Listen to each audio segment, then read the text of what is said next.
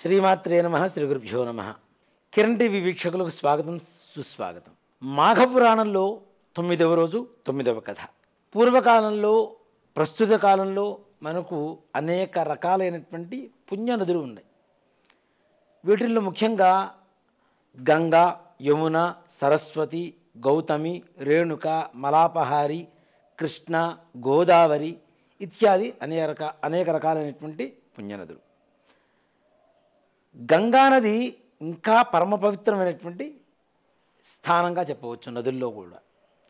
ఎందుకు అంటే మనం నిత్యం స్నానం చేసేటప్పుడు కూడా ఏవైతే నీళ్లు ఉంటాయో వాటిని గంగేచ యమునే చైవ గోదావరి సరస్వతి నర్మదే సింధు కావేరి జలేస్మిన్ సన్నిధిం కురు అని చెప్పేసి కావేరే తుంగభద్రాజ కృష్ణవేణ్యా చ గౌతమి భాగీరథీ చ విఖ్యాతా పంచగంగా ప్రకీర్తితా అని చెప్పుకుంటూ ఉంటాం.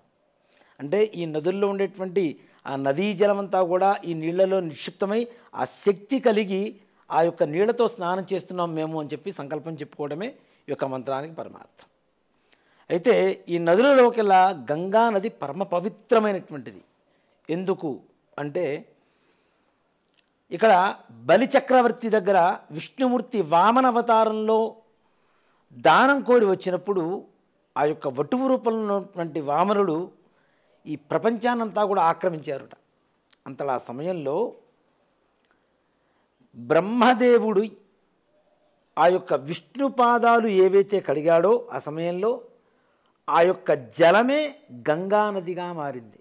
అంటే వైకుంఠంలో గంగానదిగా పుట్టి అక్కడి నుంచి తదుపరి భగీరథుడు శివుడి ఊర్ధ్వభాగంలో శిఖాభాగంలో బంధింపబడి భూమి మీదకు వచ్చి అనేక రకాలుగా అనేక లోకాలు తిరుగుతూ అందరినీ పరమ పవిత్రం చేస్తున్నటువంటి అత్యున్నతమైనటువంటి మహాపుణ్యఫలప్రదమైనటువంటిది ఈ యొక్క గంగానది.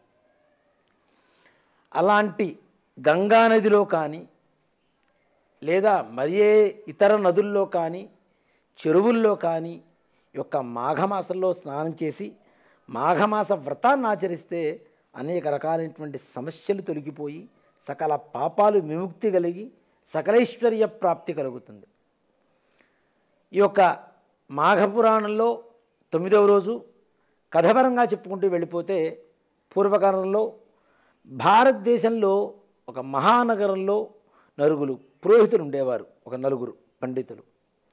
వీరికి ఒక్కొక్కరికి ఒక్కొక్క కుమార్తె పుట్టింది. వీరు మంచి గుణవంతులు, రూపవంతులుగా ఉన్నారు, విద్యావంతులు అవుతున్నారు, పెరిగి పెద్దవాళ్ళు అవుతున్నారు, యుక్త వయస్సు వచ్చింది. ఈ నలుగురు అమ్మాయిలు కూడా మంచి స్నేహితురాళ్ళు. ఈ నలుగురు కూడాను చెరువుకు వెళ్ళి స్నానం చేద్దామని చెప్పి అనుకుంటూ ఉంటే ఆ చెరువు దగ్గరికి వెళ్ళేసరికి ఒక బ్రాహ్మణ పిల్లవాడు చక్కగా చెరువులో స్నానం చేస్తూ ఉన్నాడు. అతను చూసిన ఈ నలుగురు కూడా అబ్బాయిని మోహించారు, చాలా ఇష్టపడ్డారు. అతను స్నానం చేసి పైకి వచ్చిన తర్వాత అతనిని చాలా విధాలుగా చెప్పి చూశారు. మేము నలుగురం నిన్ను వివాహం చేసుకోవాలనుకుంటున్నాం కాబట్టి మమ్మల్ని వివాహం చేసుకో అని చెప్పి చాలా బలవంతం చేస్తూ ఉన్నారు.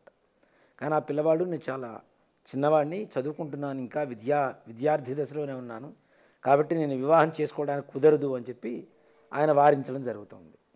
ఈ సమయంలో ఈ నలుగురు అమ్మాయిలకు కూడా కోపం వచ్చేసి, అరే మేము అందంగా ఉన్నాము, మమ్మల్ని వివాహం చేసుకోమంటే చేసుకోవా అని చెప్పి కోపంతో నువ్వు మమ్మల్ని వద్దనుకుంటున్నావు కాబట్టి పిశాచిగా నువ్వు ఈ లోకంలో తిరుగుగా కానీ చెప్పించారుట ఈ నలుగురు అమ్మాయిలు కూడా. అంతటా ఆ విద్యార్థి కూడా మీరు నన్ను బలవంతం చేసి, నేను ఒప్పుకోకపోయినా కూడా బలవంతం చేస్తున్నారు, అయినా నన్ను శపించారు కాబట్టి మీరు కూడా నలుగురు కూడా పిశాచాలుగా మారి నా చుట్టూనే తిరుగుతూ ఉండండి అని చెప్పి శపించారుట ఆ యొక్క విద్యార్థి. అంతటా ఈ నలుగురు తండ్రులు ఎవరైతే ఉన్నారో ఈ ఆడపిల్లల తండ్రులు వీళ్ళని వెతుక్కుంటూ వస్తూ ఉన్నారు. వెతుక్కుంటూ వస్తూ ఉంటే చెరువు దగ్గర తిరుగుతున్నారు, అన్ని చోట్ల చూస్తున్నారు, ఎక్కడ కనపట్టలేదు పిల్లలు. ఈ చెరువు దగ్గర చేరుకునేసరికి ఓ మునీశ్వరుడు కనపడ్డాడు. ఓ మునీశ్వర, ఇట్లా మా నలుగురు పిల్లలు స్నానం ఆడటానికి వచ్చారు, ఇప్పుడేమో ఎక్కడ కనపట్టలేదు, మీరేమైనా చెప్పగలరా, చూశారా అని చెప్పి అడుగుతూ ఉంటే ఆ మునీశ్వరుడు దివ్య దృష్టితో ఒక్క మాట చెప్పారుట. ఏమని అంటే, అయ్యా మీ నలుగురు పిల్లలు కూడాను ఒక బ్రాహ్మణ విద్యార్థిని చాలా బలవంతం చేయబోయారు వివాహం చేసుకోమని.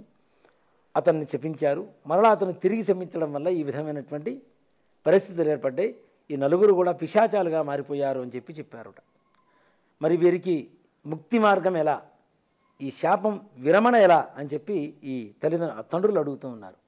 అంతటా మునీశ్వరుడు త్రివేణి సంగమం, గంగా యమున సరస్వతి ఎక్కడైతే కలిసి ఉన్నాయో ఆ త్రివేణి సంగమానికి వెళ్ళి స్నానం ఆచరిస్తే మాఘమాసంలో తప్పనిసరిగా ఈ పిశాచ రూపాలు పోయి మరలా మానవ రూపాలకు వస్తారు అని చెప్పగా, అది విన్నటువంటి ఆ తండ్రులు నలుగురు కూడాను ఈ నలుగురిని పిశాచ రూపాలుగా ఉన్నటువంటి వాళ్ళని తీసుకొని వెళ్ళి ఆ యొక్క త్రివేణి సంగమంలో స్నానం చేయించారుట. మరలా తిరిగి వీరు పూర్వరూపం దాల్చారు. ఇక్కడ చూడండి, మనుష్యులకే కాదు, గంధర్వులకే కాదు, పిశాచాలకే కాదు, ఎవరికైనా సరే ముక్తి మార్గం గంగానదీ స్నానం, మాఘస్నానం, పరమ పవిత్రమైనటువంటి మాఘస్నానం, మాఘ మాస వ్రతం. ఇలా ఈ విధంగా వీరికి ముక్తి కలిగింది. ఒక గంధర్వుడు భూమి మీదకి తన భార్యను తీసుకుని వచ్చాడు. మాఘమాసం వచ్చింది, స్నానం చేద్దాం అని చెప్పి భార్యను అడుగుతూ ఉంటే భార్య ఆయన మాట పెడచెమని పెట్టి నేను చేయను, చేస్తే చేయని చెప్పేసి వారించింది. ఆయనతో గొడవ పడింది. అందులో గంధర్వుడు స్నానం చేయలేదు, మాఘమాస స్నానం చేయలేదు కాబట్టి నేను ఇక్కడే వదిలేసి వెళ్ళిపోతున్నాను అని చెప్పి గంధర్వ లోకానికి వెళ్ళిపోయారట ఆ గంధర్వుడు. ఈమె భూలోకమంతా కూడా తిరుగుతూ విశ్వామిత్రుడు ఒక చోట తపస్సు చేసుకుంటూ ఉంటే ఆయన దగ్గరకు వచ్చి కొంటి చేష్టలతో అతని తపస్సును భంగం చేసి ఆమెను మోహించేలాగా చేసుకున్నది. అంతటి గొప్ప మహర్షి కూడా స్త్రీ వ్యామోహంలో పడిపోయి ఆమెతో సరసల్లాపాలు ఆడుతున్నటువంటి సమయంలో ఈ గంధర్వుడు ఆమె భార్యను వెతుక్కుంటూ భూలోకంలో అంతా తిరుగుతూ ఉంటే విశ్వామిత్రుడితో ఉన్నటువంటి తమ భార్యను చూసి, నువ్వు ఇంత వివేకవంతుడివి, ఒక మహర్షివి, నువ్వు కూడా స్త్రీలోలుడివి, ఇట్లా చెడ్డ పనులు చేస్తూ ఉన్నావు అని చెప్పి వారిని శపించారుట. నువ్వు ఎవరికి నచ్చనటువంటి రూపంలో, అంటే ఒక మర్కట రూపం, కోతి రూపంలో నువ్వు తిరుగ్గాక అని శపించారుట ఆ యొక్క గంధర్వుడు.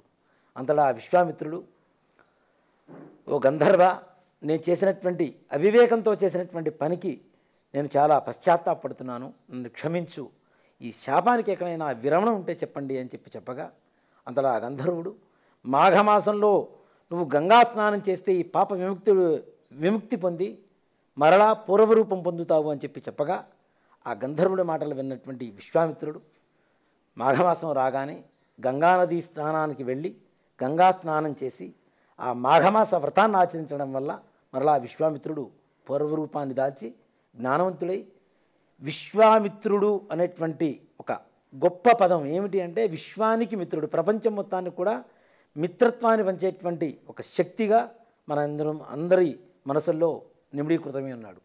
అంత గొప్ప మహర్షి కానీ లేదు గంధర్వుడి భార్య అయినటువంటి ఆమె కానీ, ఇందాక చెప్పున్నట్టుగా పురోహితుడి కుమార్తెలు ఎవరైతే ఉన్నారో పిశాచాలుగా మారిపోయినటువంటి వారికి కానీ ఈ మాఘమాస స్నానం వల్ల సకల పాపాలు కూడా నివృత్తి కలిగి పుణ్యలోక ప్రాప్తి కలుగుతుందని చెప్పడంలో ఏమాత్రం కూడా సంశయం లేదు.